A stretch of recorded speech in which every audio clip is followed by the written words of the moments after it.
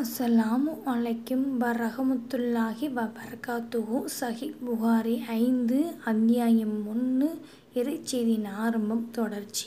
அவசரப்பட்டு உங்கள் நாவை அசைக்காதீர்கள். திருக்குரான்ல 75:16 என்ற திருக்குரான் வசனத்தை இப்னு அப்பாஸ் ரலி அவர்கள் விளக்கும் போது, நபி ஸல்லல்லாஹு அலைஹி வஸல்லம் அவர்கள் இறைச்செய்தி அருளப்படும் போது மிகுந்த சிரமம் ஏற்பட்டது.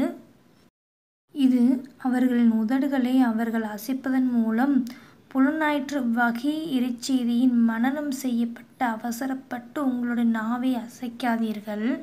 ஏனெனில் அதனை உங்கள் நெஞ்சில் ஒன்று சேர்ப்பதும் உங்கள் நாவின் மூலம் மோத வைப்பதும் நம்முடைய பொறுப்பாகும். எனவே அதனை செவி தாழ்த்தி கேட்பீராக. பின்னர் நீர் அதனை ஓதும்படி செய்வதும் நம்முடைய பொறுப்பாகும்.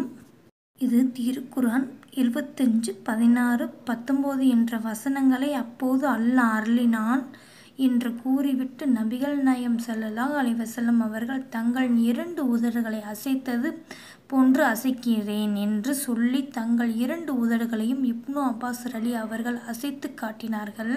இந்த ஹதீஸை இப்னு அப்பாஸ் ரலி அவர்களிடமிருந்து சயீத் இப்னு சுபைர் அறிவித்த போது, இப்னு அப்பாஸ் ரலி அவர்கள் தங்கள் 2 உதடுகளையும் அசைத்தது போன்று அசைக்கிறேன் என்று கூறி அசைத்து காட்டினார்கள்.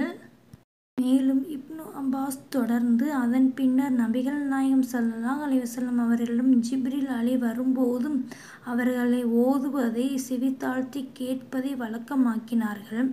ஜிப்ரீல் சென்றதும் அவர்கள் ஓதியது போன்றே நபி ஸல்லல்லாஹு அலைஹி வஸல்லம் அவர்களும் ஓதினார்கள் என சயீத் இப்னு ஜுபைர் அலி அவர்கள் கூறினார்கள்.